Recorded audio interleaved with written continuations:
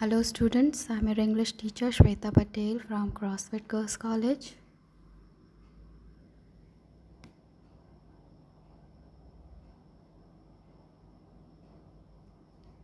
Students, today we will write an essay on an Indian farmer.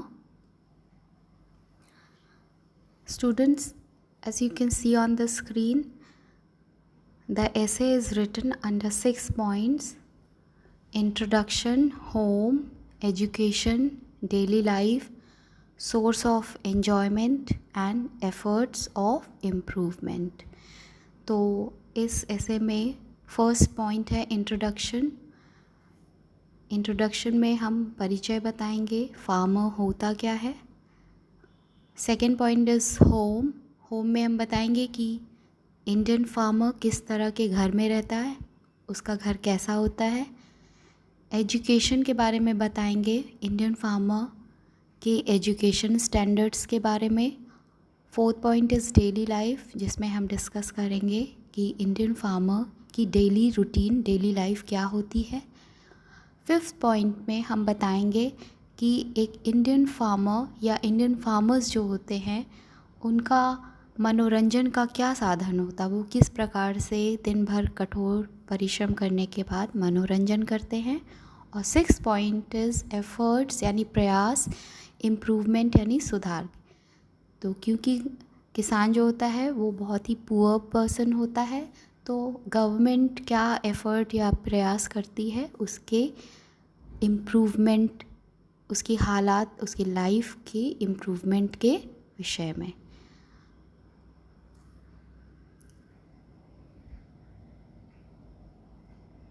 Introduction में यहाँ दिया गया है, India is an agricultural country. Most of its people live in villages. The main occupation of its people is farming.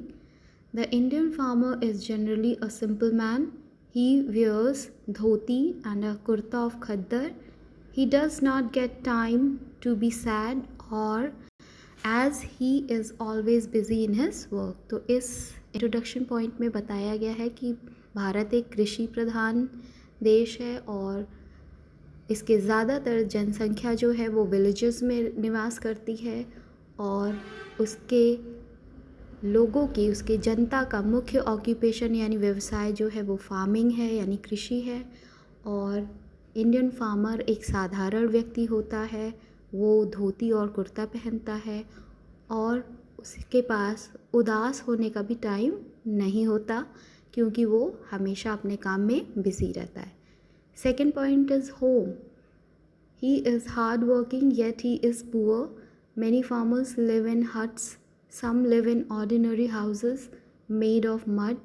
There are thatches on them. They are very small. They are not airy. Some rich farmers have built पक्का houses. तो इस point में discuss किया गया है, बताया गया है कि इंडियन फार्मर जो होता है वो बहुत मेहनत करता है, फिर भी वो गरीब होता है। और ज़्यादातर किसान जो होते हैं, फार्मर्स होते हैं, वो हट्स में रहते हैं, झोपड़ियों में रहते हैं और उनके घर जो होते हैं वो मिट्टी से बने होते हैं जिस पर कि छप्पर छाई होती है। उनके घर जनरली वेरी स्मॉल होते हैं और कुछ रिच फार्मर्स ऐसे होते हैं जिनके घर जो होते हैं वो पक्का घर होते हैं, पक्का houses. Third point is education of the farmers. इसमें बताया गया है कि often a farmer is often uneducated and illiterate. अक्सर किसान जो होता है वो अनएजुकेटेड होता है, अशिक्षित होता है। His knowledge is based on old ideas. वो जो उसके पूर्वजों के द्वारा उसे जानकारी और ज्ञान मिली है या प्रदान की गई है, उसका नॉलेज उसी पे बेस्ड होता है। ही इज़ सुपरस्टिशियस यानी अंधविश्वासी होता है। Now many farmers try to know new methods of farming. लेकिन अब इस ज़माने में जो फार्मर्स हैं वो नए नए उन्नत तरीके खेती करने के उन्नत तरीकों का ज्ञान अर्जित करना चाहते हैं। They know how much they know much about fertilisers and pesticides. तो वो खाद और कीटनाशकों के बारे में जानकारी प्राप्त करना चाहते हैं। And the fourth point, daily life of the farmers is discussed. इसमें बताया गया है कि farmer generally rises early in the morning. वो सुबह सुबह भोर में उठता है। He goes to his field with his bullock and a plough. वो अपने हल और बैलों के साथ खेतों में जाता है। Starts working and works till his wife brings food for him at noon.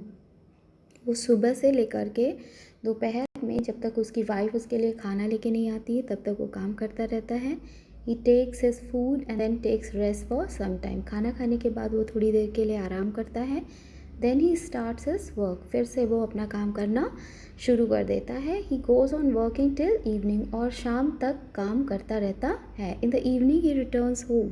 शाम को वो वापस अपने घर जाता है। Such is the life of an Indian farmer. तो एक इंडियन फार्मर की लाइफ इस तरह की होती है। सोर्स ऑफ एन्जॉयमेंट, वो किस प्रकार से मनोरंजन करता है। At night he goes to chaupal. गाँव में चौपाल बैठती है तो किसान चौपाल जाता है। ही इंजॉय सॉन्ग्स एंड ड्रामास। वहाँ पे वो नौटंकी और गाने देखता और सुनता है। समटाइम्स ही स्मोक्स हुक्का। कभी कभी वो इंजॉयमेंट के लिए हुक्का पीता है। He likes the stories of Alha Udal. और उसे आल्हा उदल की कहानियाँ सुनना पसंद है। Sometimes he goes to fairs also. यहाँ पे फेयर्स मीन्स होता है मेला। तो कभी कभी वो मेले में भी घूमने जाता है। Efforts of improvement, a farmer is the backbone of our society. तो हमारे समाज की रीढ़ होता है farmer. The progress of our country is based on the improvement of his condition.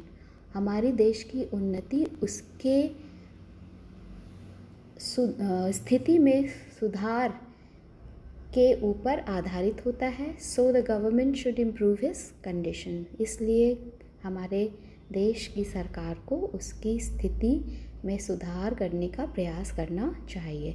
Some difficult words are given at the end of the essay. यहाँ पे कुछ डिफ़िकल्ट वर्ड्स की मीनिंग भी दी हुई है।